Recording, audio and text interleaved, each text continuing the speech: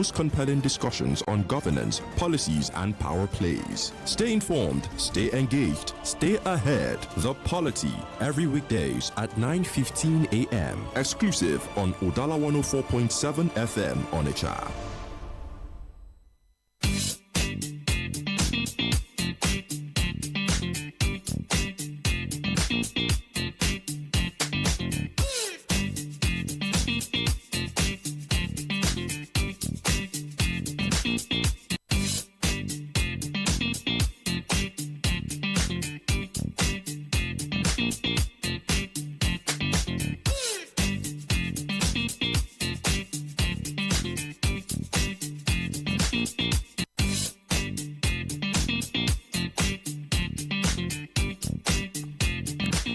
I must say that it's a very full Tuesday morning in the Commercial Center for Anambra State, the city of Onitsha, from where we are transmitting live from our base station.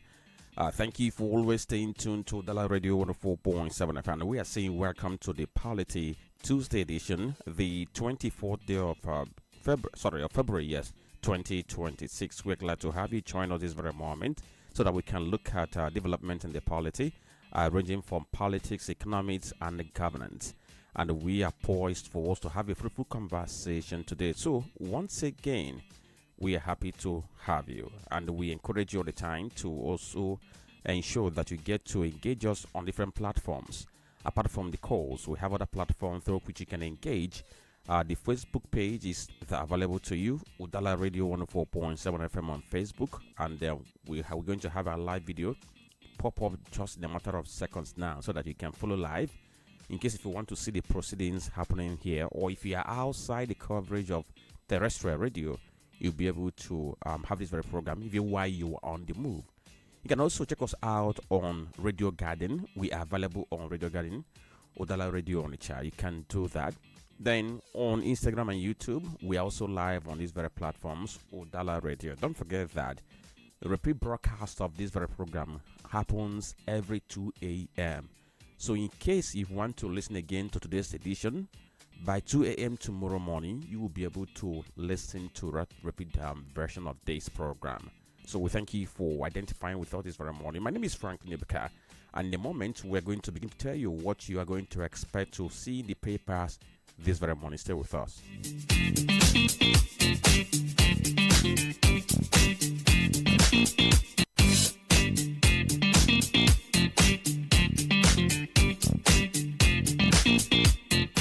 So this very morning, there are lots of developments in the papers this very morning.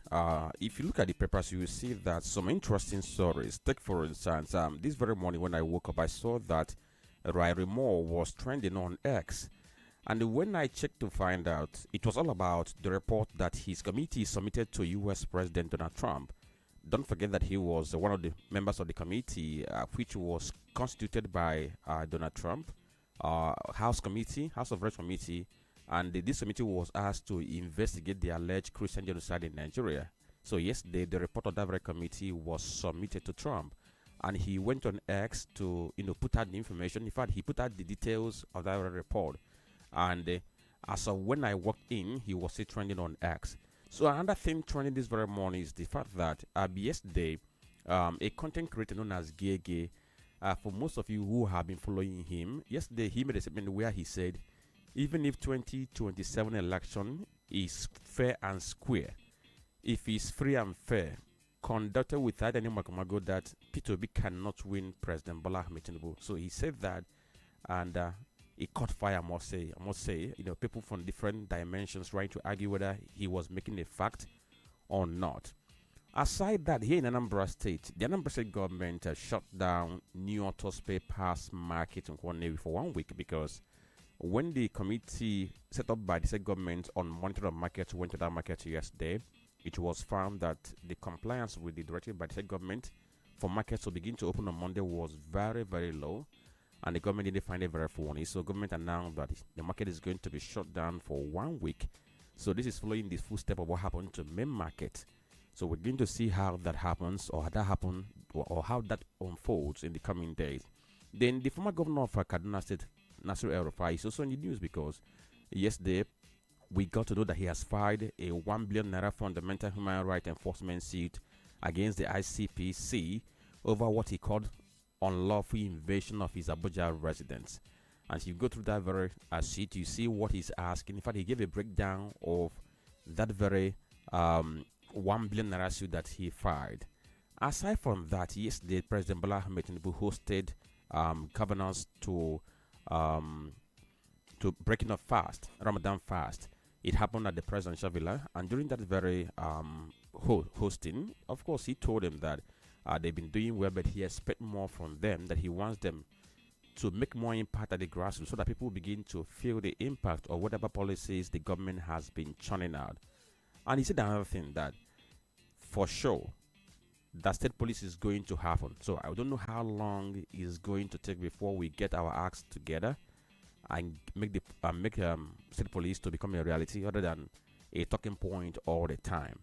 Then if you go to Enugu State, you see that Enugu came into the news yesterday because the agency that is responsible for signage in that very state, stepped into the shoes, or let's say, okay, it decided to work alongside, the way ANSA did in Anambra State, because it announced that there's going to be a mandatory 150 million naira advertising permit fee for any political party wishing to carry out outdoor campaigning in that very state in 2026 and in 2027. And I must say that people have been reacting, like ADC has reacted, saying that that is anti-democratic, that the government is trying to shrink the political space and control everywhere.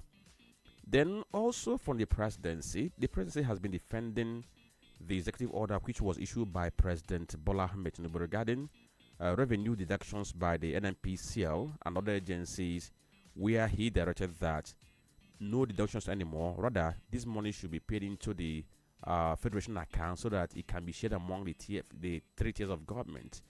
But that has gone down well with the likes of Pangasin and even some senior lawyers who are contesting that Mr. President does not have such right to do those things. So all these things you are going to see on the pages of the papers we have this very morning. So we ask you to stay with us as we begin to bring you the headlines we have on these very papers.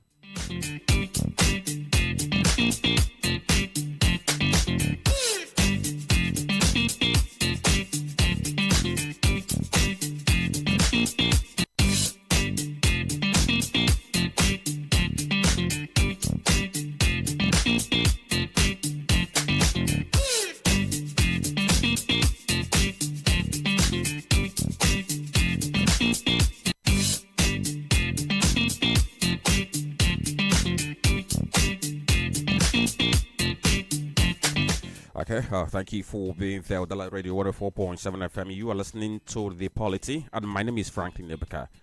And I'm with Tony Lusambeki this very morning on the analysis desk. Good morning, Tony.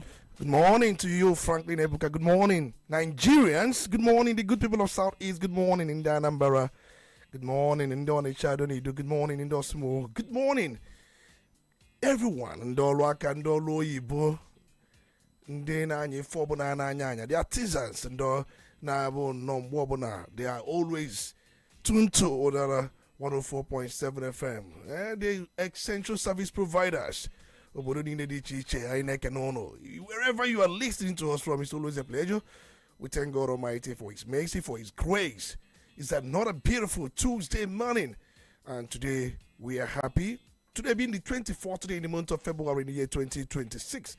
We are gradually coming towards the end of February, and once it gets to 28, we leap into March, and that's the way it's gonna be, and the journey continues.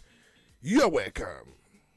Okay, so let's look at the papers this very morning. We have 4 of them, and Daily Sun, Vanguard, The Guardian, and the Punch newspapers will have this very morning. We'll begin with the headlines we have on Daily Sun. And the headline beside the nameplate says, Nigeria out of woods, says Tinubu. The story is on page 28. And it has a writer that says, assures on state police to tackle insecurity. The question would be, do Nigerians agree with him that we are out of the woods? The other headline says, home invasion, El-Rufai files 1 billion naira suit against ICPC, IGP, others. Tension in judiciary as NJC probes judges. Petitions flood commission against judges. The question is, wouldn't it be like that? based on the kind of judgment we've been seeing in recent times. That story can be found on page 4 of Daily Sun. So if you want to know the judges, or maybe the judges who have petitions against them, you can check that very story and see what it contains. Another story says APC bars grows from buying presidential nomination forms for Tinubu. That story can be found on page 6. Yesterday, there was a youth group from Kogi State that went to the APC National Secretariat in Abuja, and they presented 100 million naira in favor of Mr. President. They said they are purchasing his nomination form for him. And guess what? This youth group was led by the governor of Kogi State. I don't know whether he identifies a youth or whether it's just he's trying to play his political card to ensure that he gets favor from Mr. President.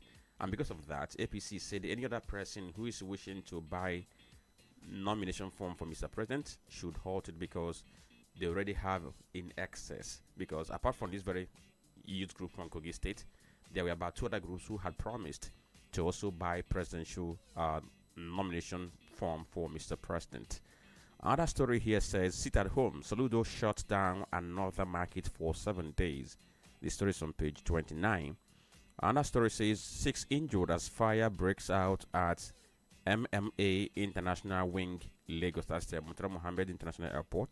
That was yesterday. That story can be found on page 25. And it has a rider, British Airways, Emirates, Lufthansa, divert flights. Another story says, honesty comes at high cost in Nigerian public service. Ex-governor Dixon. The story is on page 6. And I agree with him. If you're a man of honesty, of course, many people are going to abhor you. They will see you as an odd man out. Because I must tell you that every Nigerian in one way or the other, has found a way to normalize crookedness as a means of living. Then over to Vanguard newspaper, we have the headline here that says President Tinubu breaks fast with governors. You can see the picture story. You can cite the governor of Imo State, also who is there, always wearing his red cap. Then the governor of Ogun State building, also the vice president and other persons there. And another story on the front page of Vanguard says NMIA fire, 14 trapped persons rescued, building to undergo integrity check, fan. That story is on page 5. Behind bars for years, 53,790 held in prisons without trial. Behind bars for years, 53,790 held in prisons without trial. And that story has plenty of writers. One of them says how 53,790 inmates languish in punitive cells for years without conviction. 2 out of 3 inmates awaiting trial. Lagos, Ogun, Kano, Enugu prisons lead with 15,133. This one says Bayelsa, Benue, Kogi behind with 1,363. Petty offenses account for 85% of awaiting trial cases. Interesting. Another writer says police, justice ministries, judiciary share blame. Lagos AG, NHRC, RULAC, Prawa, PFN, others react. Police mom. That's the story on the front page of Vanguard. Another headline here says Tinubu vows to establish state police to curb insecurity. 19 more Nigerians face deportation from U.S. as list grows to 113. That story is on page 6. And Mr. and Mrs. is also on the front page of Vanguard newspaper if you like to read that. Then another headline we can see on the front page of Vanguard says foreign portfolio inflow grows 86.5% in January. That story is on page 16. Why Monday markets are not picking up in Southeast traders. That story is on page 31. It has a rider. Asoludo shuts Nebu market for 1 week. Other one says Wike cancels 485 Abuja land titles after failed verification. That story is on page 9. Al-Rufai files 1 billion naira seat against ICPC others over invasion of residents. That story can be found on page 8 of Vanguard newspaper. Then we move over to The Guardian to see the headlines. The big story says election campaign spending to stress test CBN's Naira inflation grip. That story is on page 6. I think it was yesterday that I brought to you in the news that in the amendment of the Electoral Act, which Mr. President signed into law, of course, campaign the campaign spending limit has been increased. I think for presidential election, it's been increased to 10 billion and what have you. Now, people are asking whether this increment is like an encouragement on the political class to go on to spend huge amounts of money on elections. Then another story on the front page of the Guardian says Amnesty demands end to killings, accountability as death toll rises. That story is on page 20. Futility of building $1 trillion GDP on hustle economy. That story can be found on page 12. Futility of building $1 trillion GDP on hustle economy. Other headline says, sit at home, Soludo shuts another market in Newi. Page 29. Enugu fixes 150 million naira mandatory advert permit for 2026-27 elections. 40% lack access to indigenous language education globally. That story can be found on page 5. I think it was 3 days ago that the world observed Mother Tongue Day. Another story says Abakoba lauds Tinubu's executive order, says it will aid fiscal sovereignty. The story is on page 29 of the Guardian newspaper. Then, below the nameplate of the newspaper, flights diverted, Lagos airspace temporarily short over MMIA terminal in Fino. That story is on page 3 from the Guardian. Executive Order 9 enforces existing constitutional provision, says FG. That story is on page 3. In fact, federal government has been trying to defend that executive order with everything they have, saying that the president acted within the ambit of the 1999 Constitution, and according to Nanoga, the PIA is in violation of the 1999 Constitution. So, in that very manner, the Constitution has to take precedence over any other law. But lawyers are asking, if that is the case, why don't you go to court, let judiciary decide, other than using an executive fiat to make mess of that very law, or to make the law to become null and void. A peace committee wary of vote buying violence in Ekiti Post. That story is on page 5 or from Guardian newspaper. And we have to cross over to the Punch to see the headlines there before we bring in Tony for the analysis proper. Then this one says fresh loans. FG domestic debt jumps to 77 trillion naira. That story is on page 23. It has the rider 11 state FCT borrow 377 billion naira in 9 months despite higher allocations. A big question there. So what have they been doing with the allocation they've been getting? And many of them also have found a way of still making use of local government funds. Yet, it hasn't been enough for them. In fact, in some of the states too, they also increased their IGR, but they still go borrowing. Convention APC may settle for Iwada Bashiru. That story is on page 22. We know that APC has been conducting congresses at state and ward levels, and in some states it's been concluded, and everybody has rested. But some places like Okun, they'll be having crisis there. Another story says alleged genocide. U.S. Congress panel submits Nigeria report to Trump. Check page 2 or from Punch newspaper. The big story: oil revenue row. Presidency defends Tinubu as Titans split over executive order. Oil revenue row. Presidency defends Tinubu as legal Titans split over executive order. The story is on page 2. It has riders. Petroleum Industry Act violates Nigerian Constitution, says Presidency.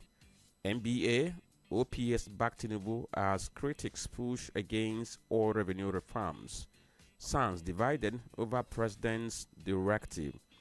Another headline you can see on the front page of the Punch says Lagos International Airport in Fino grounds passengers, sparks travel chaos. Genco's dump presidency's 2.8 trillion naira debt deal. The story is on page 24. Truck crushes LATSMA officer, 2 motorcyclists to death. That story can be found on page 4 and 5, or other pages 4 and 5 of the Punch newspaper. FCT polls ADC candidate obedience. reject result. You can see that on page 22 of the Punch newspaper. And these are the headlines we have this very morning on the front pages of this very newspaper. So we are going to bring the analysis in a moment. Stay with us.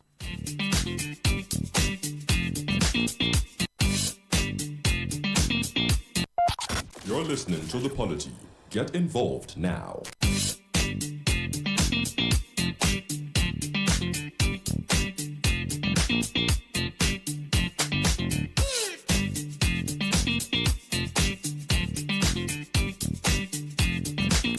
Okay, thank you for being there. It's 9:36 a.m. and you are listening to The Polity on Udala Radio 104.7 FM. My name is Franklin Ebikanda with Tony Olisambek here on today's program, and he's going to begin the analysis to look at these issues we have before this very morning. So we'll begin from Anambra State because neighbors Nana Sino Nomalama Pabanama, of course, charity begins at home. So in Anambra State yesterday, we heard about the closure of Anambra Market because of the non-compliance with the directive of Mr. Governor that all markets in the state must begin to open for businesses on Mondays. At this time around, it was the turn of New Auto Spare Parts Association NASPA Nkwonewi Market, and the closure is for 1 week. And the governor said, yes, okay, let's go this very well. The special advisor to the governor on trade and market, Chief Everest Obai, said that the order of Mr. President is sacrosanct. So, since you have been staying at home on the Mondays, have another additional 6 days to stay home.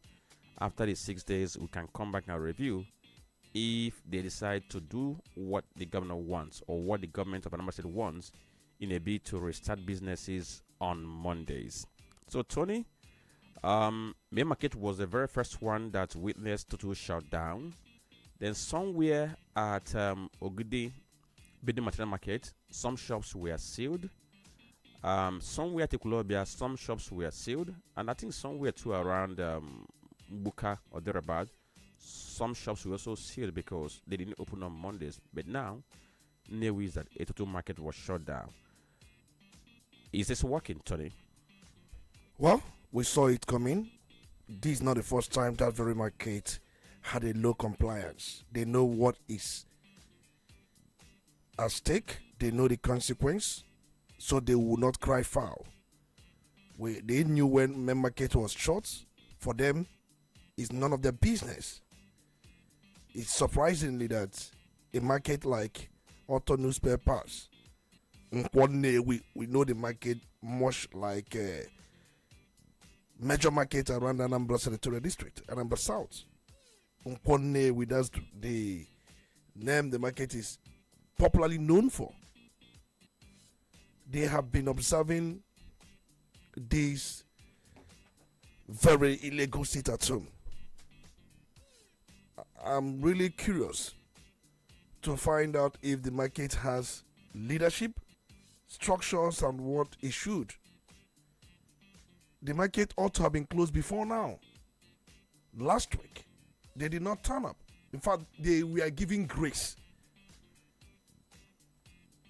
Well, just like we always say, if you think there is no consequence to some of these things, you have to see them. And I also understand that not just the one day, there were markets where different local government mayors, they have been given powers. The local government mayors to go into the market, seal shops. Any shop that did not open on Monday, get it sealed. And if you seal it, it's going to stay closed for 1 week. And if there is such reputation, such shop will be taken away from the owner and handed over to another person with proper compensations. If you are not ready for business, allow those who are ready for business to do their business. We cannot go on to continue this argument. There had been this argument before now. Everything is settled. Nobody is talking about security again. Is it security again? They came with different reasons why these things happened, and we defended that these things were never they were never reasons. We can see it openly. Security presence every Monday is assured. We've seen them. But for one reason, this is laziness. We are not known to be lazy. This is outright laziness. totally condemnable. On Monday, you see able men and women going out to tell you they are doing sports. If you want to have career in sports, why not? You have entire Sunday. For you, you will not do anything that period, even on Saturdays. Monday, which is the start of the week, the productive period of the week, is very appalling. Honestly, appalling. Honestly, appalling. Very, very appalling. It is disturbing. I don't know. This is not our mindset. This is not the mentality of an averageable man. It's not the mentality. It is not the mindset of an averageable man. I keep asking this question. Who did this to us? We must commend those who have started opening the markets on HMM markets or Chanja. Somebody was telling me yesterday that if you go to a relief market, the one at Obaru, that they eat every Monday, that the market union serve everybody food, and they eat, they drink, they marry. We must turn things around. That's the truth. We must turn things around. Okay, so Tony, when you hear people who raise different arguments, like yesterday, when I heard the aide to the governor who was in the where he was talking, I heard people in the crowd saying, "Excuse me, sir, this, that." But people have said many things, and ever since that very market was short, it's been deluge of reactions, people giving different reasons and what have you not. Do you in any way think that the way government is going about trying to restart the business is like clean a fly with a sledgehammer, or the government is doing what it's supposed to do to be able to reclaim the space from non-state actors? Well, we have said it many times that this is the only way government can go. Apart from this, there's no other way. Our people understand the language of force. For us here, is a minimum force. If there are these people that if they close their shop, you pay a fine, but here you don't pay any fine. Government did not impose fine. It's not a case of sledgehammer. It's a corrective measure. Government is not asking people to pay fine, just that you stay indoors for one more week, and if such repeats, you'll be asked to relinquish the shop with the proper compensation, and another person takes over. Government is trying to encourage economic activities. We cannot remain this way. We cannot. So it is a matter of fact that other markets should borrow a clue of what happened to main market. I don't know why such markets in India should not borrow a clue. They should see that sit at home is outlawed, is banned in the state. It is no more in vogue. Any market that do not want any at all, any market that fails to do what it should do, that does not want to do business on Monday, government will help you either close it back or even use it for another thing. Just like we have heard from the governor that he can use that space for another thing. He can build hospital, he can build anything. There are people who are asking questions about the street traders, or let's say people who have shops on the street. They are saying that the government is not after them. Doesn't mean that they do not belong to the caliber of persons that the government wants them to restart business on Mondays. But on the other side, it seems like the government is primarily focused on getting the market restarted, because if the markets are restarted, it could have trickle-down effect on others. Take for instance, if you go through Uguta Road on Mondays, go through Oka Road on Mondays, even through this very New Market Road and Co., you will see that shops there do not open, and even banks there hardly open. So is government target on the market for now, or everything is going pari passu? For me, government is going all around, not just the market. I have just said that the mayors of local governments they have been given orders to seal any shop that's supposed to open on Monday. The shops you mentioned around Oka Road, the mayor of Onitsha North is mandated to seal them up. We saw the mayor of Idemili North. He was at New Pass. He sealed some shops at New Pass, Auto New Pass, the one at Mpo. Some of the shops that were closed, the mayor of Idemili North, Honorable Stanley Nkwoka, he was there. He sealed some shops. So the mayors have been mandated to seal shops that failed to open on Monday. It's not about the major market. Every market, not just even some street markets, approved street market, not the one we see on the road. So do you think the government will be able to deal with all these things at the same time, given that, let's assume that as auto spare market Newe has been shut down, what that simply means that some security men are going to be drafted to be there to ensure that nobody gets in there to open the shop. Now, then the ones that we are sealed, the shop that we are sealed at Ekulobia, of course, we are going to draft security men to also go there. So let's now assume that we now have plenty of shops shut down at the same time. Would that not be a stress on the state resource in terms of manpower who will be able to man all these things and ensure that nobody gets to flout the ceiling by the government of the day? The one that happened at the main market, it was never a stress. It is not going to strain the security architecture of the state. We have different security operatives. You have the police, you have the army, you have the navy, you have Operation Udogachi, you have Agone Chamber. You have so many of them. A fraction of these security agencies will be deployed to that area, and it will not affect the daily routine of security system in the state. It's not going to affect it. That's the honest truth. I'm surprised at a market like in Kwanewi. You come there on Monday, almost all the shops locked. When we know that sit at home here in Onitsha is outlawed, is banned. In fact, in Oka is beehive of activities every Monday. You saw what happened in Ekulobia. Markets were also closed up. We cannot remain in darkness. We cannot remain in ignorance. We cannot remain in a mud. We cannot continue this way. That's not the way to go. A state that wants to be what it wants to be in the nearest future, when we are calling for investors to come and invest in our state, how can investor come and when he understands that you lock up every Monday, would that guarantee him a return on investment? Tell me, since we started this sit at home, is there any major investment that has come here? Most of our people in Igbo, they go to Ogun State. That's where they go. Ogun and Lagos. Lagos is more like filled up. If you are told the money Ogun State makes, not just from taxation, from the siting of these industries. If you go to Ogun State, largely you will see unemployment.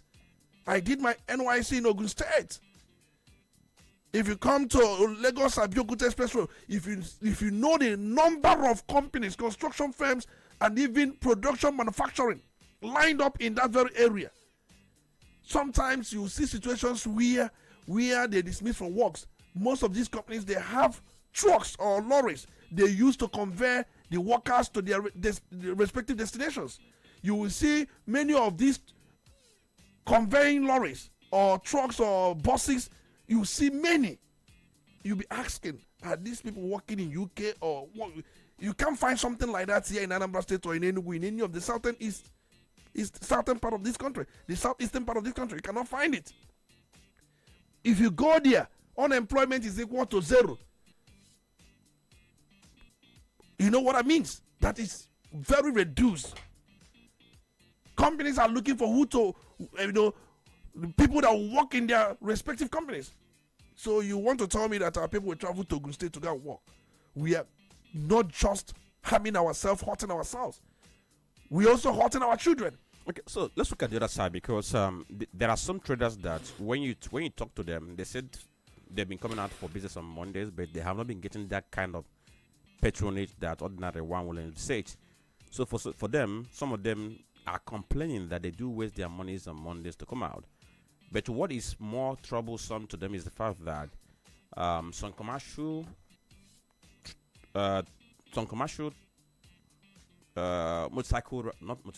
tricycle riders, bus drivers, but this time they try to exploit situations to make them try.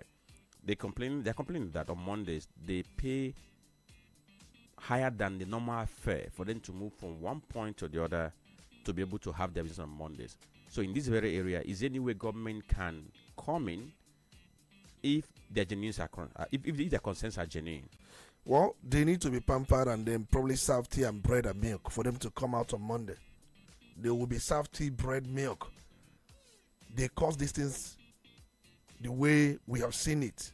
they'll have one reason, one excuse or the other at any point. You don't expect customers to flood their markets when you've been shutting down for past 5 years, and for the just 3 weeks you've opened, you expect customers to flood. You inherited, or possibly you inflicted upon yourself a damage of 5 years, and you want it to be healed within the space of 3 months. It will just take time. After all, there are days many of them will come to their shops, they will not sell anything. There are days they will come to shop, not even on the day we are talking about. They may not sell anything. We must open interstate transportation. I think that's where government needs to come in. Interstate transportation. Ensuring that parks are open.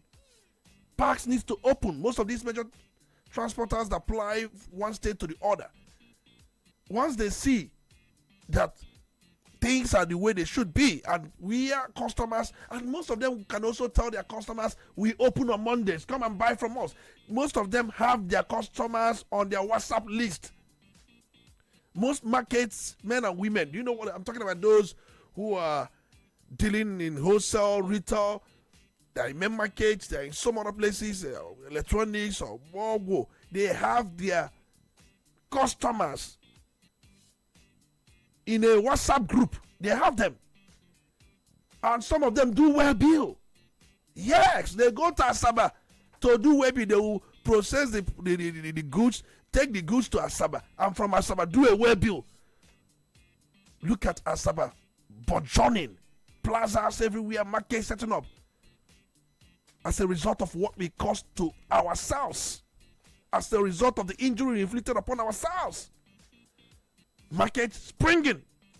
Lands in Asaba these days, if you go to Asaba, lands have added values all around rapidly. What is happening to us? What is happening to us? I have not seen a generation of Igbo people behave this way. I have not. I have not. It is very troubling and disturbing. I have said it many times. Okay, so let's go to Enugu State, where the Enugu State Structures for Signage and Advertisement Agency, ENSA, has announced a mandatory 150 million naira advertising permit for political parties and candidates who are going to participate in 2026 local government election and 2027 general election in Enugu State. Just like what we saw in Anambra before the Anambra Group election, where ENSA announced similar thing.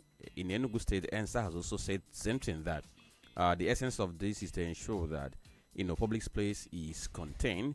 So if you're going to campaign, if you're going to deploy branded vehicles, t-shirts, handbills, and what have you, not other outdoor campaign materials, you need to pay this very money before you start. But already, the likes of ADC are already kicking against this, saying that they're going to challenge this in court because to them it is anti-democratic and repressive. So Tony, this issue of state agencies announcing a fee that people need to pay before they can deploy outdoor campaign materials, is it anti-democratic? Does it in any way shrink the political space for the opposition party?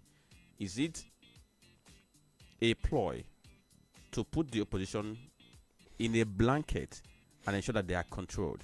Well, what happened in Enugu State is somehow bizarre. Bizarre is, if you contrast it with what we saw in Anambra State, it's quite different. Is the governor or government of Enugu State talking about governorship election or any election? Because from the report we have, local government election and election in 2027. That's what I'm saying. In election in 2027 has so many categories. You have governorship, you have senatorial, you have House of Rep, you have State House of Assembly. These are different categories. If I'm coming out for State House of Assembly, want me to pay 150 million for what? If I'm coming out for Senate, maybe House of Representatives want me to pay for 150 million. If the 150 million is dedicated or committed for those who are coming out for governorship, at least we will begin to talk, because we know what it takes for you to come out for governorship election. But it seems to be a blanket or mandatory fee for everybody. It is not encouraging. In the case of Anambra State put out I think 50 million for governorship, not for State House of Assembly election, not for House of Rep election, not for senatorial election. These elections, they have different degrees and capacities. You can't compare governorship election with that of senatorial. They are not of the same magnitude.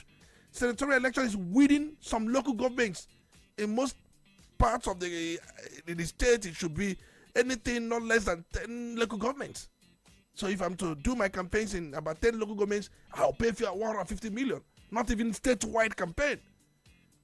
Where somebody is to do campaign in about 3 local governments, the person pay 150 million, not even statewide campaign.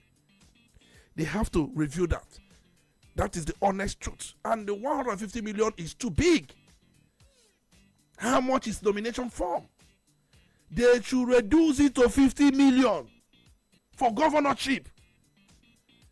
For senatorial election, they should bring it down to about 10 million. House of Rep, about 5 million. And possibly, if you are going for State House of Assembly, you pay about 3 or 2 million. They should review it in such calibration, not what they have unleashed.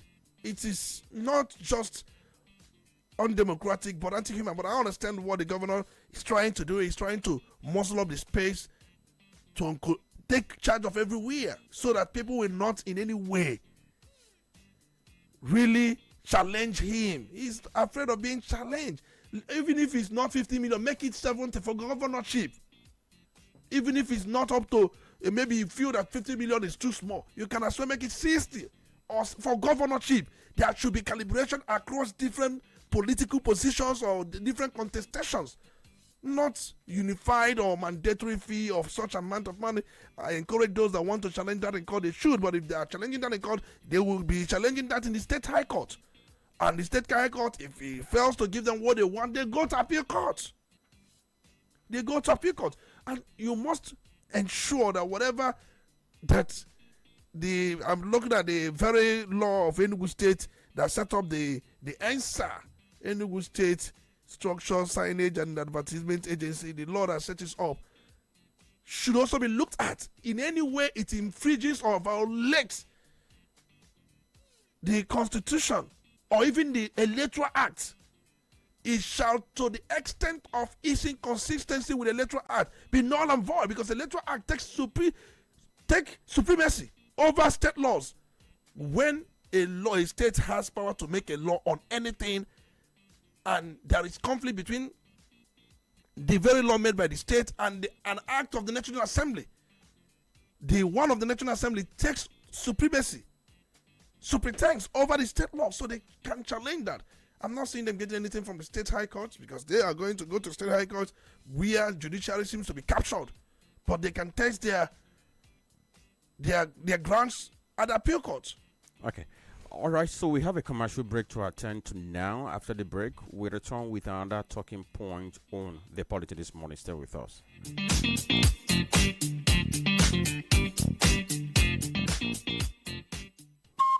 Udala Radio, 104.7 FM.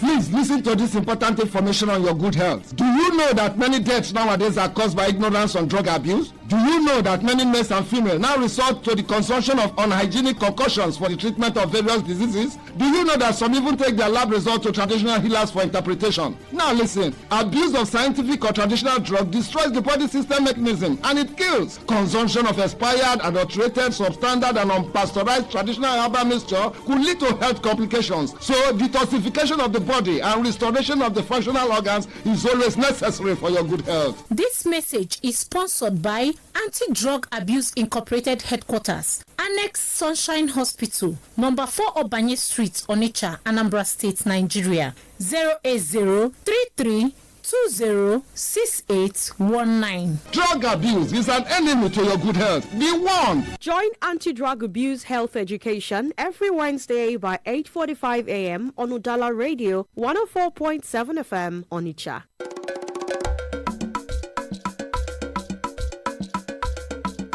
Udala Radio 104.7 FM. Seriously authentic.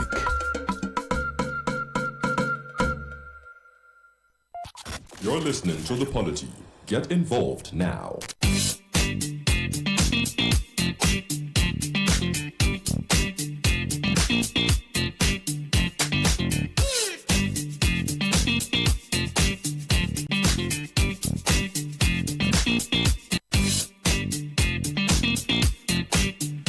Okay, so thank you for staying tuned to Udala Radio 4.7 FM. It's a minute past 10 a.m. and you are listening to The Polity. My name is Franklin Bikanda with Tony Olisambeki, who has been responding to questions on the issues we have this very morning.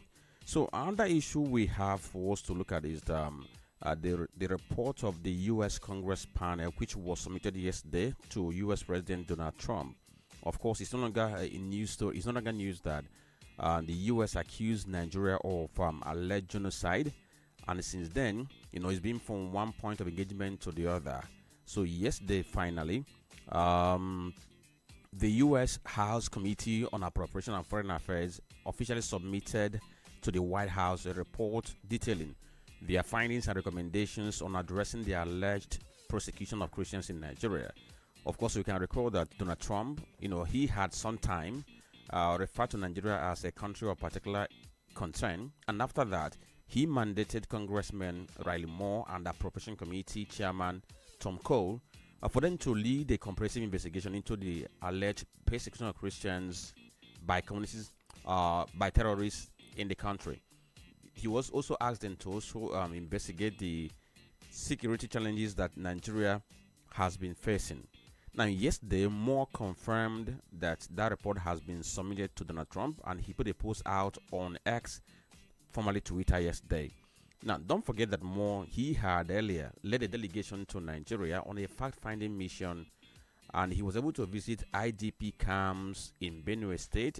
He spoke with the victims of terrorism. He also met with government officials led by National Security Advisor Nuhu Ribadu. We also know that how Ribadu and co went to U.S. for an interface with the U.S. government. Now, the findings of the report, stem from interviews with expert witnesses, a hearing, roundtable, two on-the-ground assessment through bipartisan congressional delegations to Nigeria, and what have you not. Now, the report is out and it's been submitted. Now, if you look at that report, you see that the findings are there, and also there are recommendations made by this very committee, things that can be done by US and things that can be done by Nigeria. So, Tony, this report finally out. What are you thinking? Well, I'm just trying to get the content of the report. Many Nigerians, they have been full of expectations of what United States of America could do to help us stem the tide of insecurity in Nigeria. Well, as we have, the report has been submitted to President Trump because it was yesterday, just yesterday.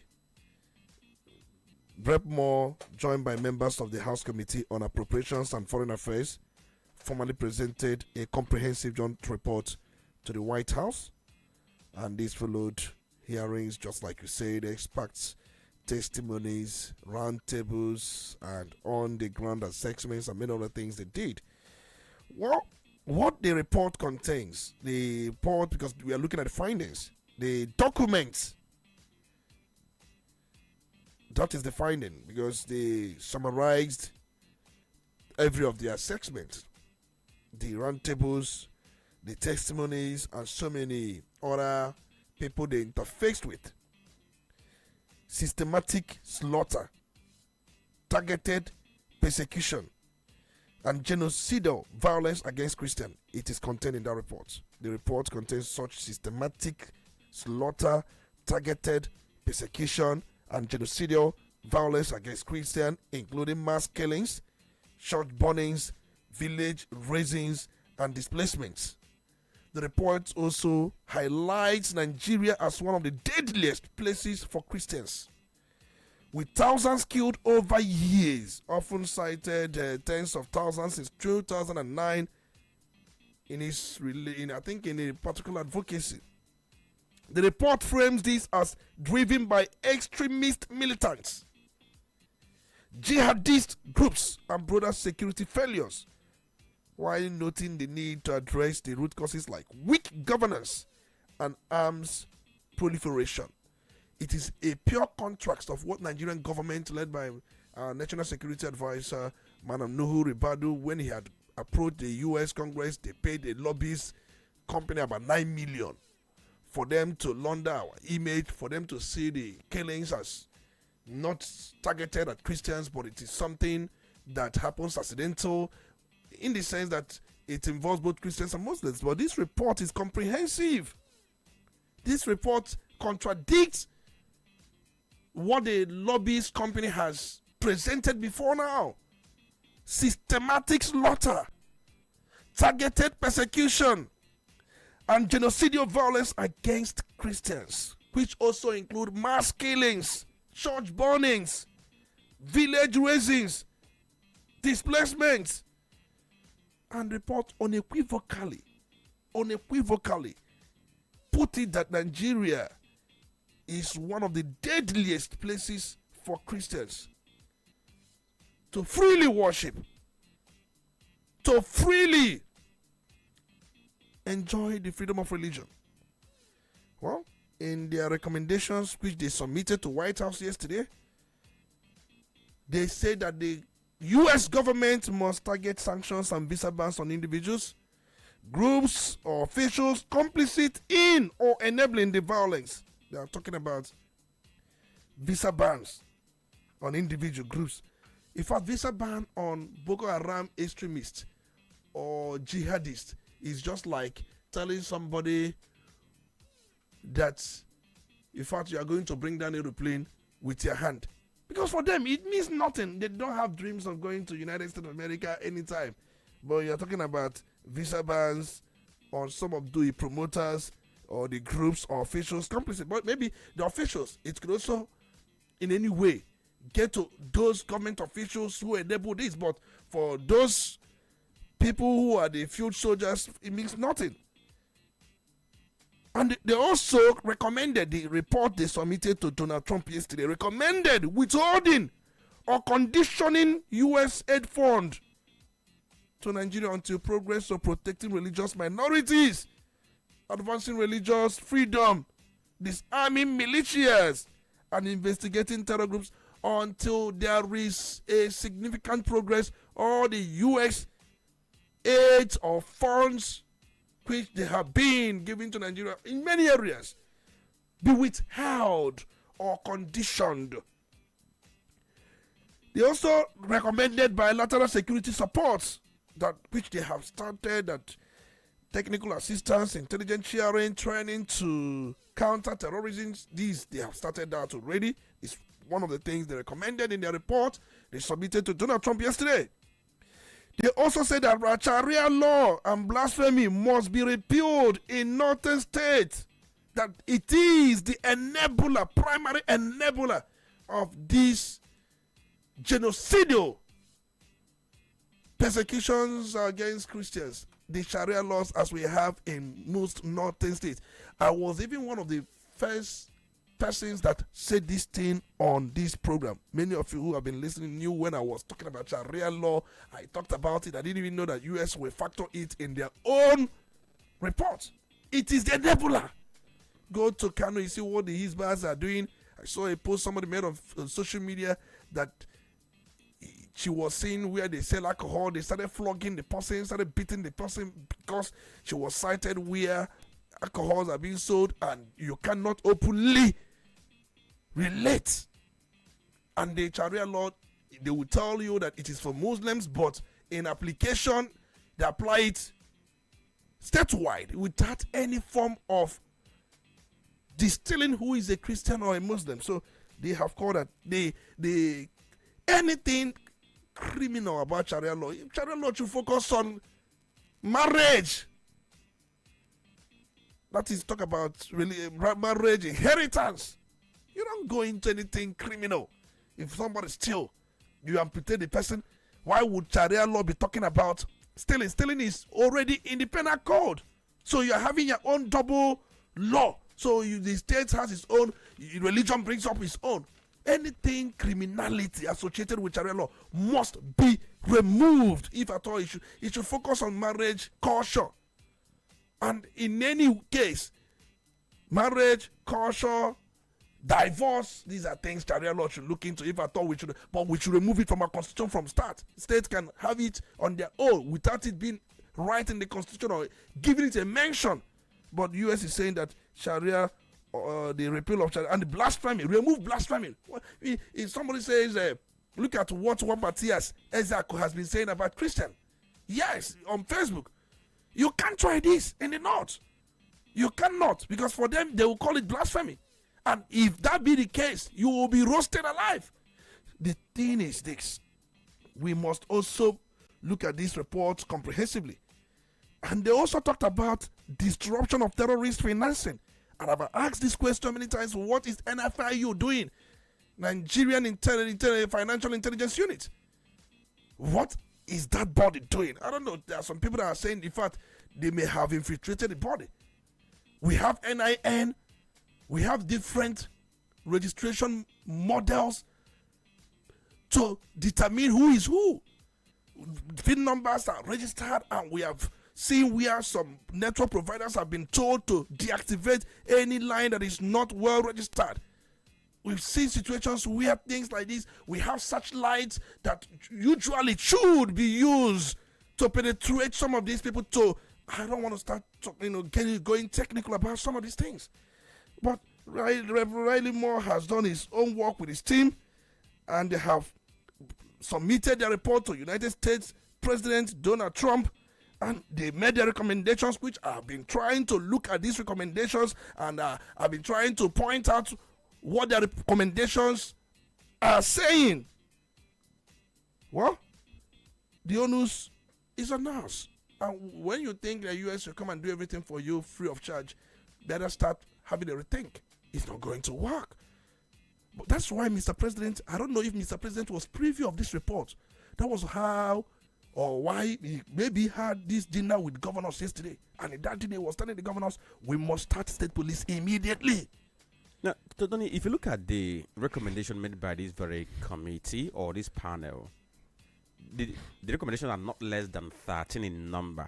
I just look at them. Cited few I can remember. Now, there is also one of them that I just want us to point out before we not talk about the workability of these things, because these are recommendations. So if Trump eventually approves these recommendations, they will push to Nigeria, and they expect Nigeria to take some responsibility or actions to see how they can work together to ensure that we get to root out these terrorists and then free Christians from this very persecution. Now, look at there's a point that talked about review and use point of leverage to compel Fulani herdsmen to disarm, like Ivory Coast, Ghana, South Africa, and Senegal, and some others. And looking at the practicability of these recommendations that have been made by the panel, because, like I said, if he eventually gets the nod of Trump, is going to be pushed to Nigeria. The ones that Nigeria is required to implement is going to come to us.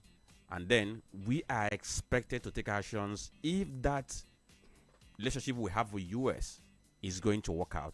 How workable are these things? The issue of repealing Sharia law in the North, is that workable? Can that be achieved? Can anybody think about summoning the courage to do all these things in Nigeria? We don't have option. We do not have option. Everybody is watching. Look at what happened to Venezuela. We are US arrested a president and imposed the vice to be the president, and then the United States president now declared himself the president of Venezuela. We saw that. We've seen how they have changed or caused either disruption or change of regime for what many reasons. You think Nigerian government, you think Tinubu doesn't know some of these things. You think our president does not know the powers or the capacity US possesses. Now, what can he be if you don't know who is stronger than you? You'll be disappointed. The case is how workable. Since Pankwaso was indicted, we saw all the appeal he has been making. I don't know if he has also paid a lobbyist group in United States of America to launder his own case before the US. Let me say this, and this is a big slap on those who had earlier said that there is no genocide in Nigeria, there is no Christian persecution in Nigeria, there is no genocidal violence. Many people have said that. What is the report now saying? It was told earlier, the US bought it, but they went on investigation. The investigation led by Rep. Riley Moore has proven otherwise. And that very document they submitted to US President called it systematic slaughter. That's the very key word they use. Systematic what? Slaughter. Targeted persecution and genocidal violence against Christians. What about those Nigerian priests, those who have come out to say, no, it wasn't so. No, they do these things without knowing who is who. They do it indiscriminately. And since they have done that, we saw what happened in Kaduna, where ECWA, Catholic, and some other religious worshippers, when they were worshiping on Sunday, they were taken by these terrorists. And we see what had happened in Benue. In fact, the governor of Benue State said there's nothing like Christian persecution. Father Hyacinth Alia, what you've said is in contrast to what Rep. Riley Moore submitted to Donald Trump based on their investigation and findings. And they have everything documented. They have the round tables. They have people they met.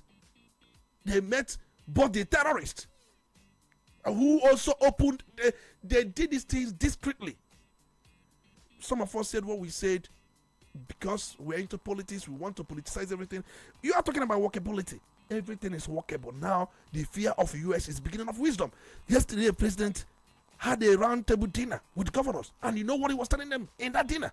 We must begin to do something. We must start the state police. Tony, he talked about state police. And if my memory is going to serve me correctly, perhaps that might be not the fourth time he was talking about the urgency to get state police established. How long would it take hippopotamus to go, to come out on earth and survive? Well, I'm pretty sure that Mr. President is privy to this report. He is privy. Maybe before the report was put together, somebody may have told him, look at what the content is talking about. And it's going to be a red flag. So why, what is that thing that has been keeping this from coming to fruition? Because they have been debating on this state police for not less than 3 years. It's 2027. You should know this, frankly.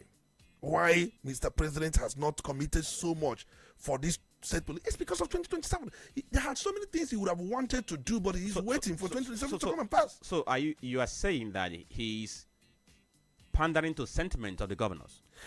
Is that what you're saying? No. He wouldn't want to do anything that would destabilize the pattern.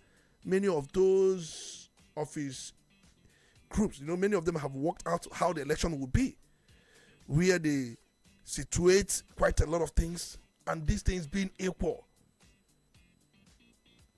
I don't know if you understand that. No. So speak in English. You are speaking parables. If you look at even the tax law, the new tax law, you would see that the pressure is low. Ordinarily, government would have started campaigns, sensitization, drive to see that people comply with it. Everything is calm, everything is quiet.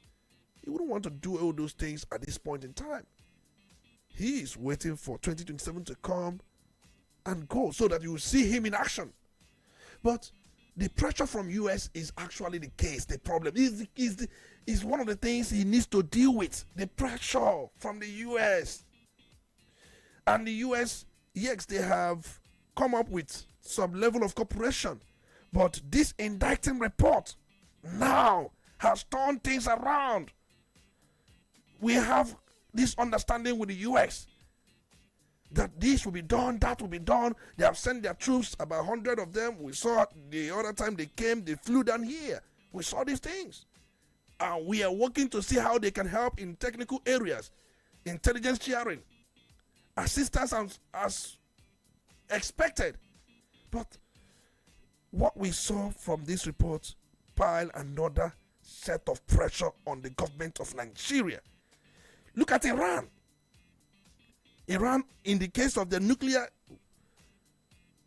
weapons and some of their nuclear programs. US has cautioned them. And if you look at what they did, they proposed to go to a place and talk all these things out with the United States of America.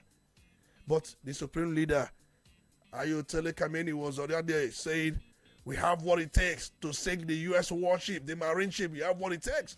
But when US threatened to blow up Tehran, he ran away.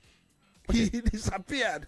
Okay, so let's now come to another issue emanating from the amended Electoral Act of 2026, because that is what is now operational. We are beginning to see, the provisions in there in bit, and one of the provisions is trying to bring some concerns that it might eventually affect CBN's grip on inflationary rate we have in the country, and other things they have in terms of monetary policy. Now, the issue is the decision of the National Assembly to increase the campaign expenditure limits for different categories. If you look at Section 92, subsection 1 to 8 of the new electoral law, you see that presidential candidates may now spend up to 10 billion naira in campaign. It was increased from 5 billion, which it was in 2022. Now, for governorship candidates, they are now permitted to spend up to 3 billion naira compared to 1 billion it was initially. Then look at the spending threshold for senatorial candidates, increased from 100 million to 500 million. House of Reps may now spend up to 250 million, up from 70 million initially allowed in the 2022 Electoral Act. Then those who are going for the State House of Assembly, they can now spend up to 100 million compared to 30 million it was before. The area council chairmanship candidate can now spend 60 million, which is a double of 30 million it was before. Then those who are going for councillorship may now spend up to 10 million naira, up from 5 million. Now, if you look at expenditure links as it relates to donation limit, in 2022 law, the cap was that individual or corporate donations to a candidate shouldn't be more than 50 million. But if you look at this 2026 legislation, it has raised it from 50 million to 500 million per donor, telling you that it's like a tenfold increase. And some persons are saying that what the lawmakers did was to indulge politicians in making our election so capital intensive. But on the side of the lawmaker, they said that what they did was to reflect the realities of time. What reality are they reflecting? They have given themselves more power to spend as much as they want. They will steal more and spend more. That's what that means. Steal more and spend more. We are talking about the election being so capital intensive. We are talking about the kind of money people bring out for them to win a position. And when we know very well that when they bring out this money, they will spend the rest of their time in office trying to recoup the money so spent, and nothing will be done. We are looking at ways where we can bring down the campaign expenses, election expenses, and the idea trying to widen it. They have stolen so much, and that's why they keep doing what they're doing. A House of Rep member before now should have spent about 30 million. Now you have taken it up to 100 million.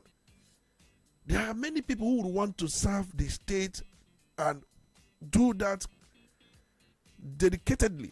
But where would they get such amount? But although it's a cap, it's a ceiling anyway, it doesn't mean that if you don't have such amount of money, you cannot contest. But what that means that if you spend up to that amount, you have not infringed upon any law. Anybody who is running for State House of Assembly and possibly have about 100 million to spend, what is the person looking for there? What is the person looking in the State House of Assembly? Where you are going to make laws and possibly the salaries will be paid and whatever you may receive throughout your tenure will not be up to that amount of money, and you are going to invest that amount of money to be there. If you do it business-wise, you'll find out that it means nothing. So those who do spend huge amount of money for them to get into elective offices, are they spending because they are expecting to be remunerated, or they are spending because they expect that there will be loopholes to be exploited? There is always loophole. there is always something like that. They know the system is weak. They know the institutions don't work. They know the institutions are very weak. They know they can maneuver their way. Nigeria is a country where you can maneuver your way. Many of them, they go there shopping for contracts. They meet agencies, departments, parastatals. When we were talking with the rep member on Saturday who represented them in the north, them in the south, and then he said that one of the advantages of being a House of Rep member is that they have access to many offices. That's what he said. It's one of the advantages. That we are ordinarily, somebody would have gone and the person will be kept waiting. They will go in without waiting a dime. So if we're going to regulate or cut down on the campaign expenditure, should we be focused on using a legislation like we have in the Electoral Act to do that, or we should be talking about how do we now make these offices to become less lucrative? What can give us a reasonable and sustainable approach to addressing this issue? Well, the only way to make the office or offices to be less lucrative is where they don't have or have anything to do with handling cash. Apart from handling cash, or you will be barred from contract, where either by proxy or by anything, or where you try to recommend a contractor, even if when you are not the contractor, you don't recommend anything, you don't in any way interfere with the processes, where the occupiers, they do not in any way, your business is purely to make laws for the good government of the country, and also to play your oversight, have oversight on the executive and ensure that things are done rightly. The zonal intervention projects, leave it out. You don't need it. You are not executive. Whatever you can attract or using your influence to ensure that some of these things are in the budget, but it will not be either you or your intervention or through any means that some of the things will be implemented. But I know that if you don't do that with most times, you find out that there will be discrimination. We understand that their constituents will always ask them, what have you done for us? They want something tangible. If you are telling them you've sponsored 10 motions, you have sponsored 2 or 20 bills, they don't understand that language. They will tell you that we have not had light here in our street or in our community for so many years. We don't have transformer working. We don't have borehole. We don't even have good health center. We don't even have third road. These are some of the complaints they will bring. Situations where these people would not even know that the person they are laying the complaints to, the person is not an executive member or is not an executive. But it is also expected of them to channel these complaints to the executive at the state level, at the local government level, or at the federal level. They can channel these complaints and also see how these things can be done at these local, because representation means you represent the people. When the people make such complaints and you take such complaints to a higher place, you are the one making the complaint because you are representing your people who have made the complaints before you. We can do much more than this. We have weak institutions. Things do not work here. Because, this very campaign limit we have in the law, of course, somebody can say, I thought 9 was passed. Of course, we have taken some steps, but these politicians, they have found a very convenient way to circumvent the law, channel all the money through donors and what have you not.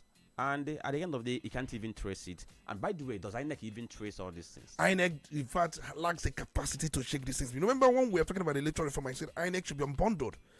INEC should not be the one doing the voters registration. We should have either the NIMSI, the one that does something about census or same or name registration, should be saddled with the responsibility of registration.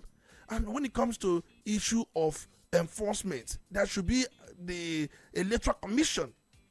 The way we have ICPC, the way we have EFCC, we should also have electoral commission that will go after electoral offenders, those that will not in any way obey these financial restrictions. And the DG of such person will not be appointed by the president, because if the president appoints the person will look aside, will not look at the part of Mr. President. The person will be looking at the opposition. So we know what to do to get these things to start working, but we cannot do. So let's go for this very commercial break. But once we return, open the phone line. But guess what? Somebody said something about P2B. He said even if the 2027 presidential election is conducted free and fair, without any magomago, that Peter Obi cannot win President Bola Ahmed Tinubu, and he listed 4 reasons why it cannot happen.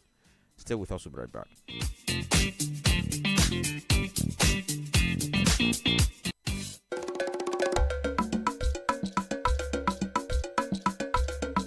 Udala Radio 104.7 FM. Seriously authentic.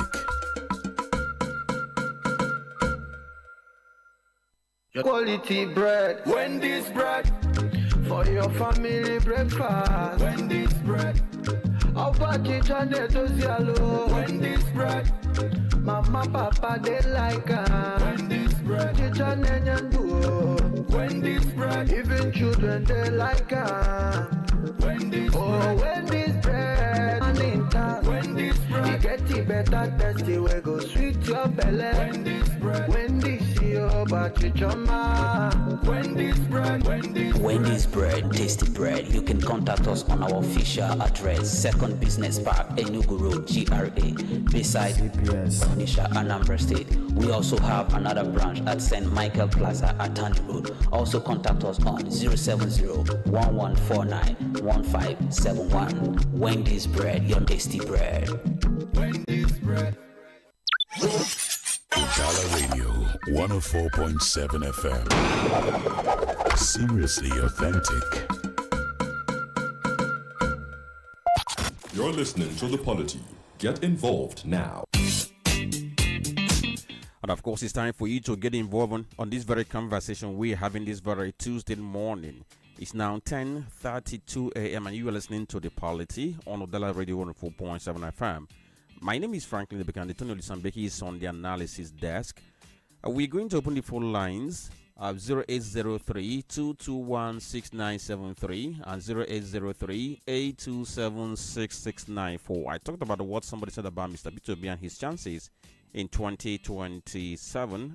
Social media commentator, the one we know as Gege, his real name is Emmanuel Obtruse. I know he has claimed that Peter Obi would be unable to defeat President Bola Ahmed Tinubu in 2027 election, even if the poll were conducted under free and fair conditions. Like I said, he gave 4 reasons. One is that Obi, yes, he said Obi has a vision, but he doesn't know how to go about achieving that very vision. And he also said he doesn't have a clear path on how to go about winning. He talked about the absence of structures and what have you not. So I will hear from you before Tony comes in. So let's take the calls at this point in time.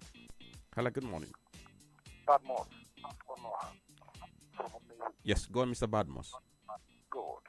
I totally disagree with the statement of the so-called social media influencer. If election were to be conducted free and fair in this country, even Buhari and co, even Tinubu will not smell the seat of power. So that's the absolute fact.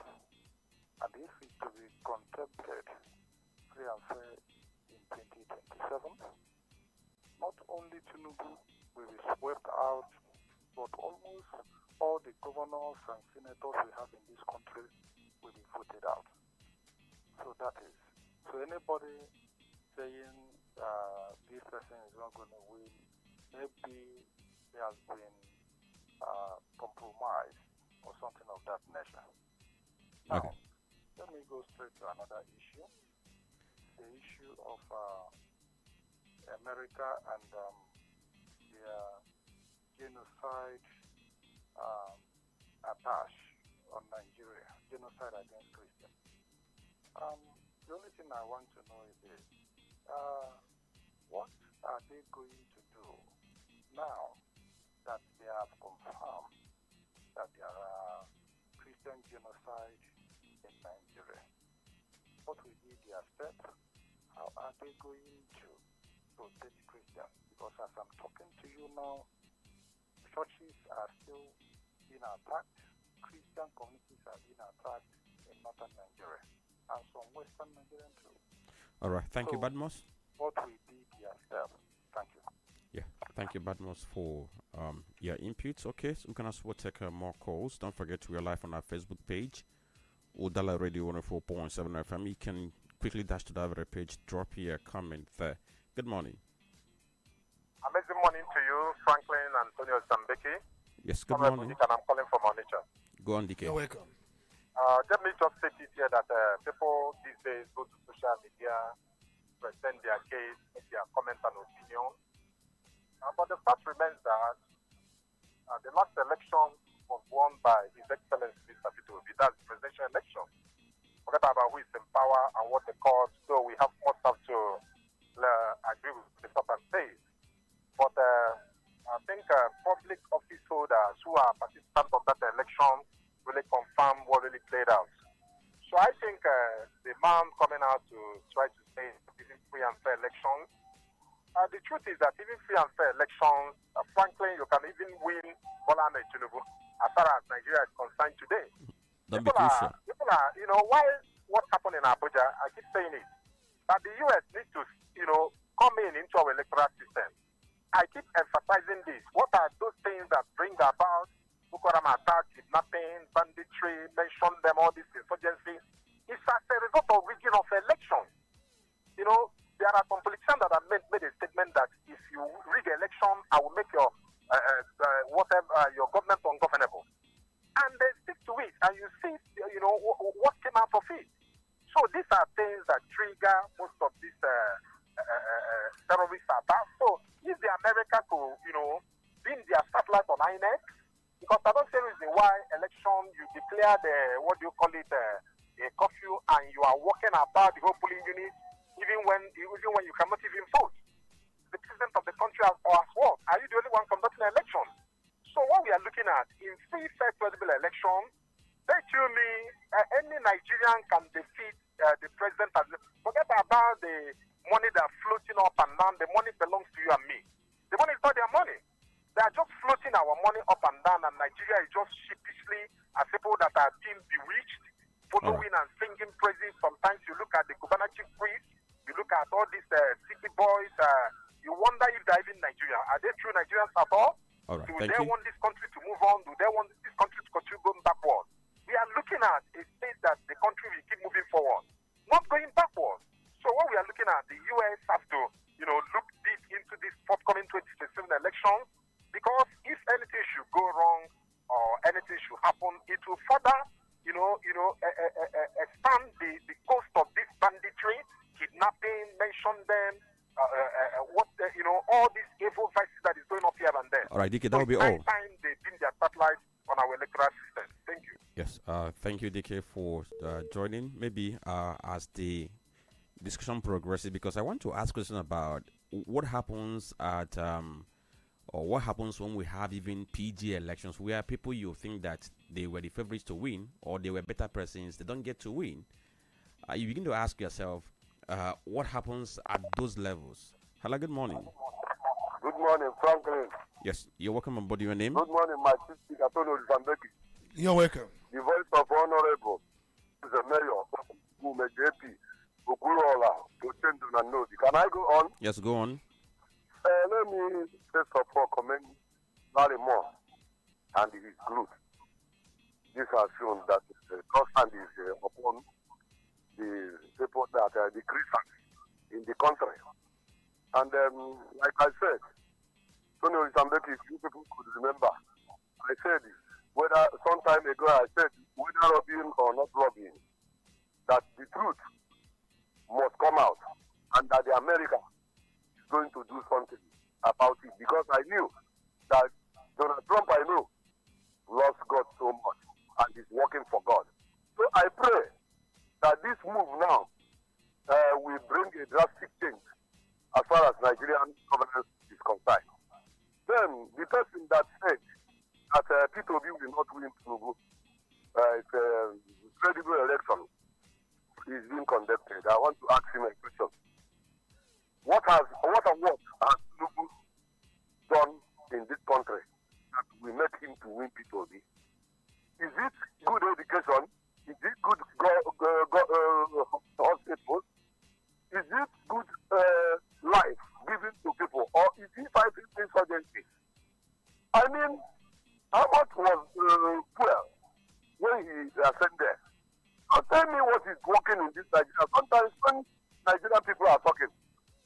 to think, is these people really reasoning fine?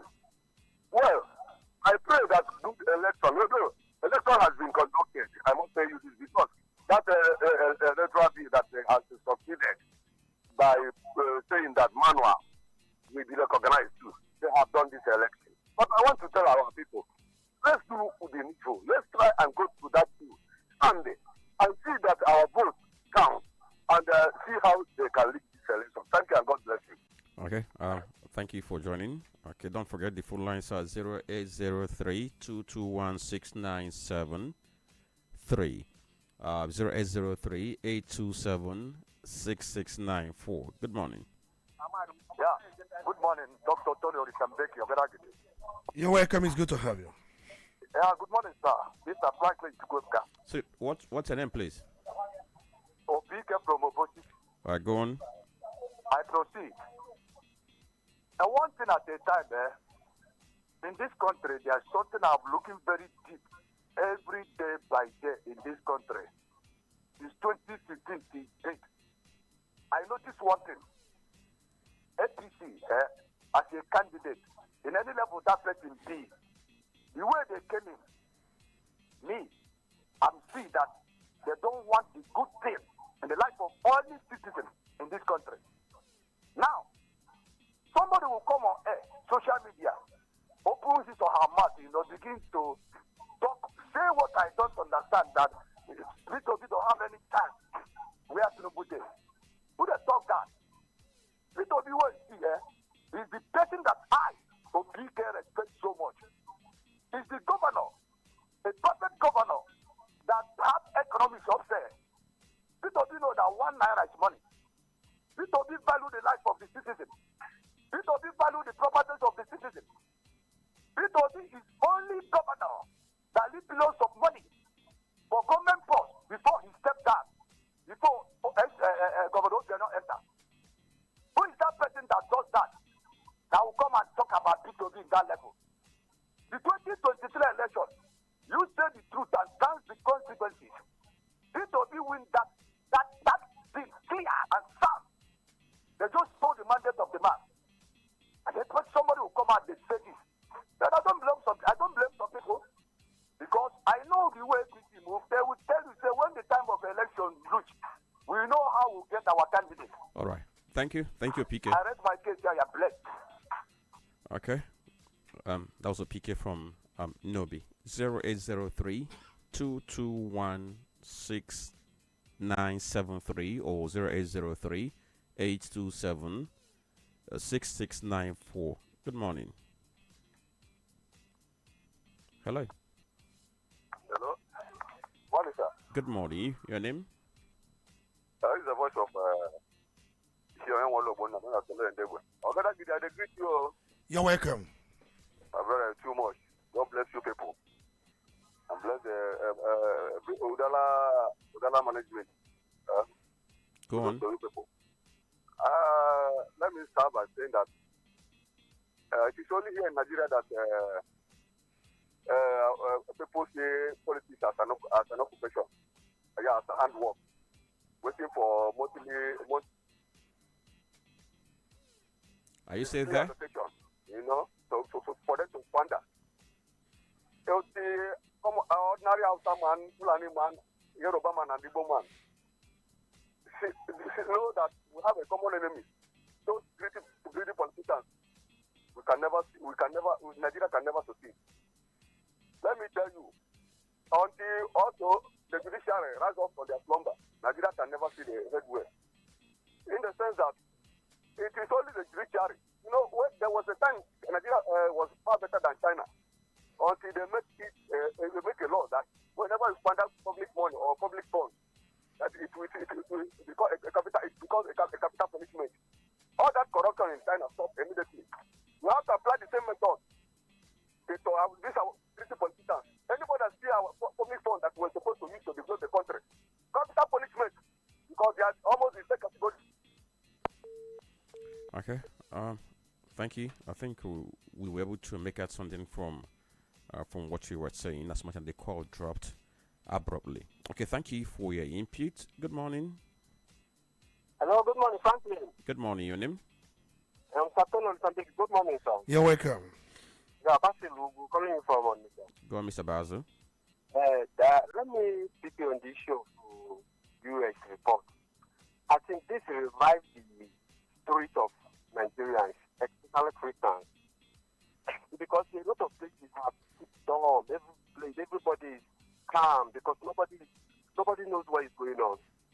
But this report now has revived the hope, because if not this report, I don't know where Nigeria will be going now.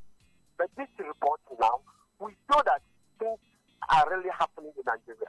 Whoever that is doing this, because we know that governments know what is going on in Nigeria, and they don't want to fight. But America is trying to tell us that we have to fight the abnormality. We have to fight impunity that is going on in security apparatus in Nigeria, because they know. If they say they don't know, that means they're lying to themselves. And we see how they will start this. They will start fighting it now. Like our president has already said, that he's going to establish fast the state police. That is exactly what we have been telling him for a very long time to do.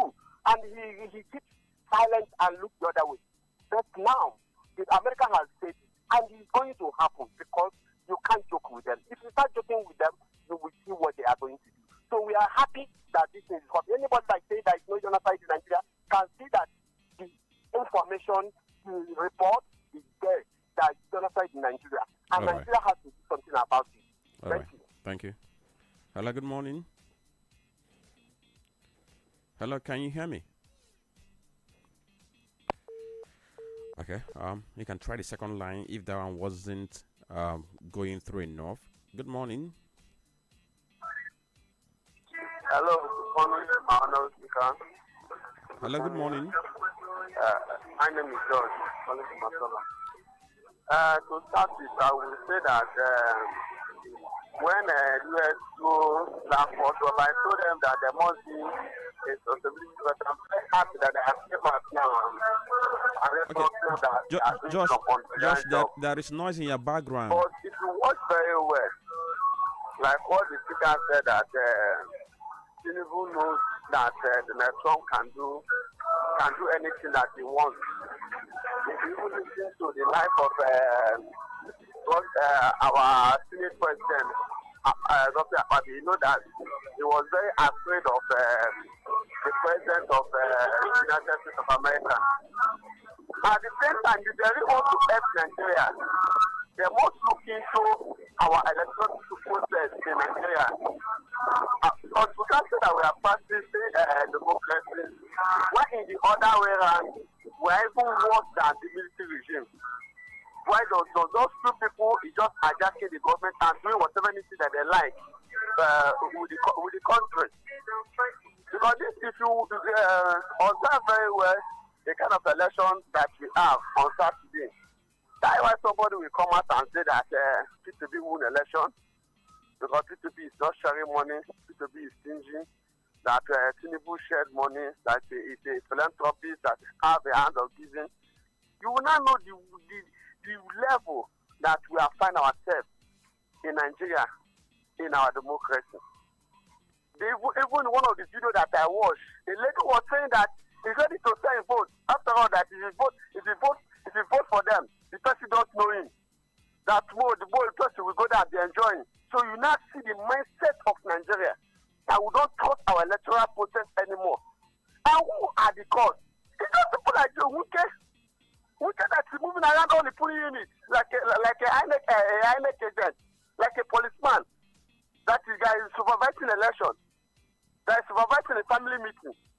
So there's a need for US to look into our electoral process in Nigeria.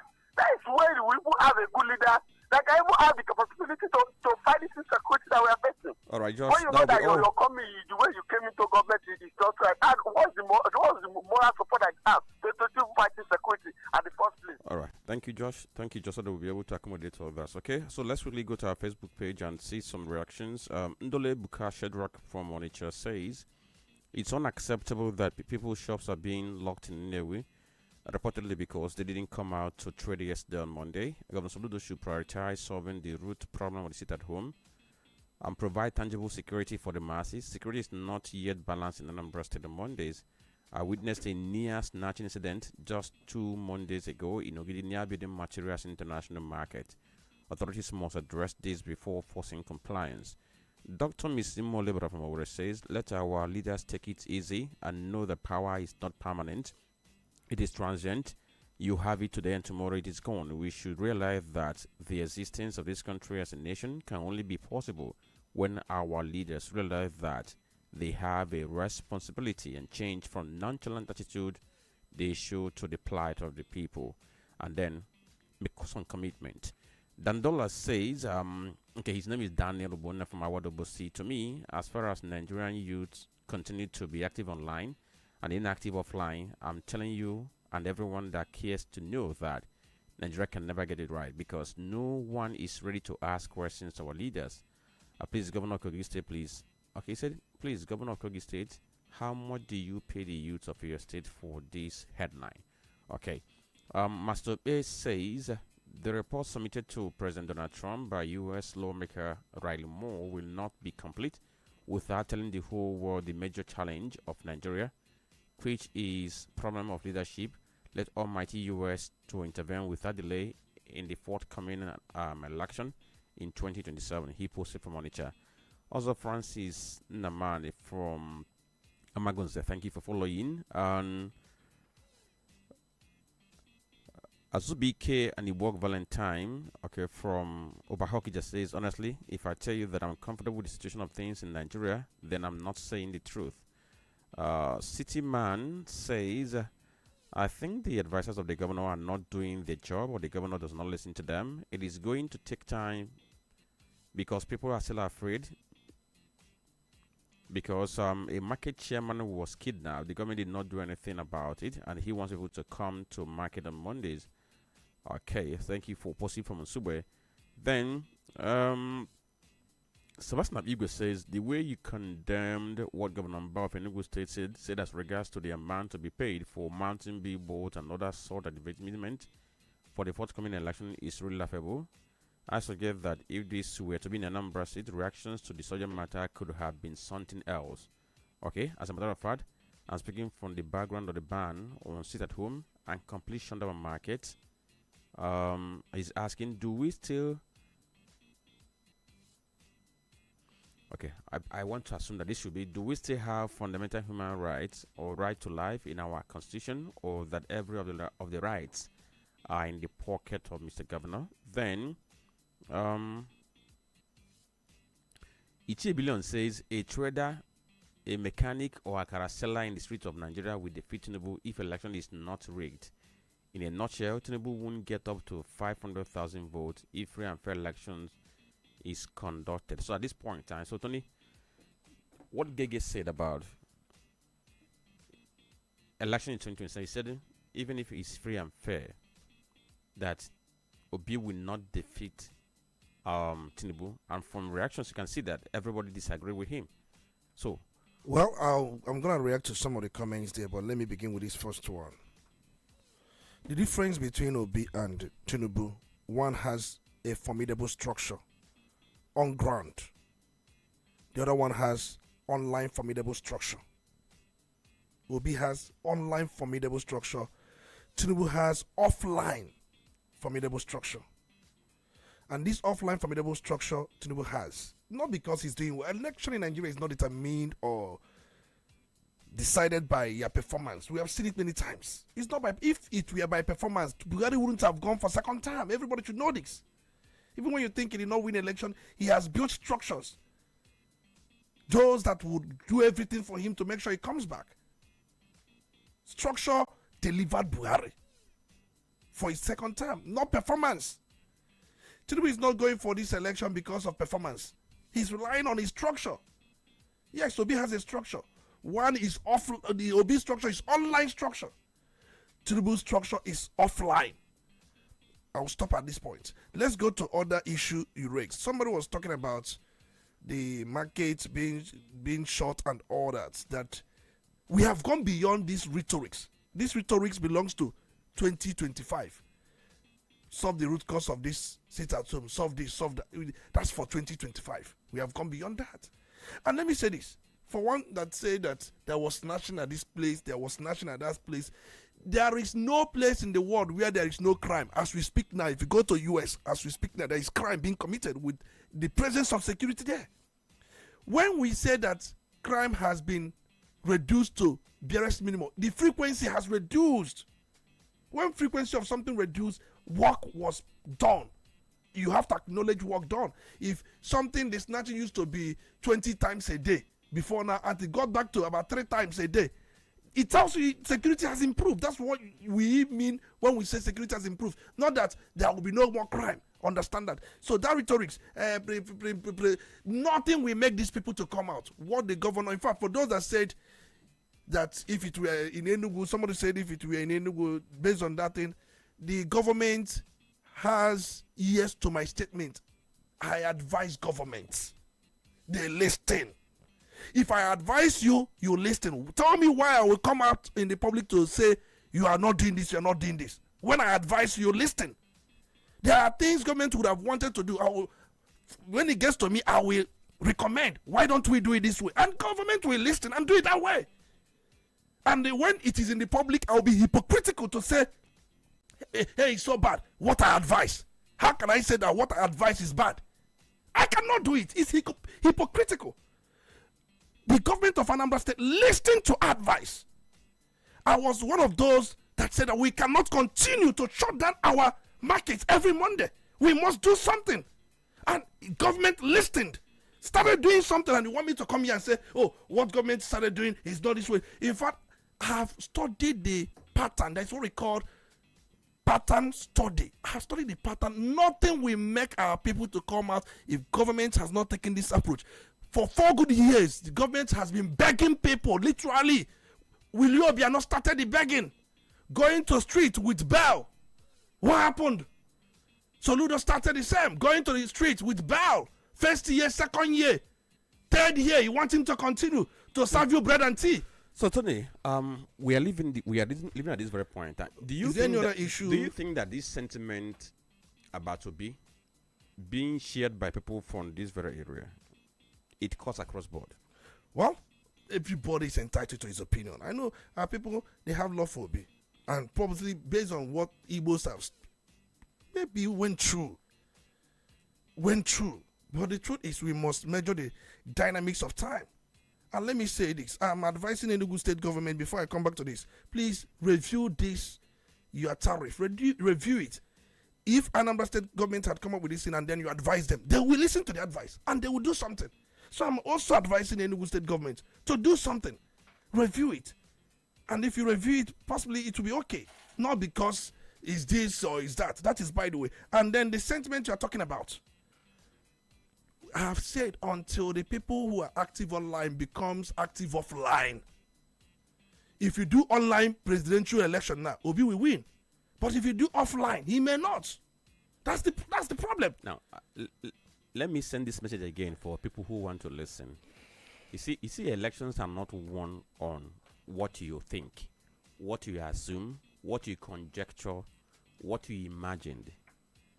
Elections are won on practicability. Don't be surprised. I keep on telling people. The same APC you think that people hate, the APC will come down with goodies, promises, and what have you not. People will accept it and still give them their vote. Because the way you think is not the way your neighbor thinks. But sometimes we assume that, oh, the way I feel is the way my neighbor feels. It's not. When it comes to election, it's not. It's a different altogether. So for you, whoever you believe in, I keep on saying this, anybody you believe in, it's time to fold their sleeves and get into the field. If you have friends in the north, begin to reach out, begin to form. I keep on saying this, begin to form groups, because these groups are what you are going to use to dominate. But or is it you mean online groups? No, I don't, not online. Anybody who wants to, maybe if when they won't have time, I will tell them the story of people I know in Anambra State here who are now today in corridors of power. They didn't go online to talk. They went to their villages to work, and that's why they are enjoying whatever they're enjoying. And then people who are talking online, if you ask them what work have they done, what work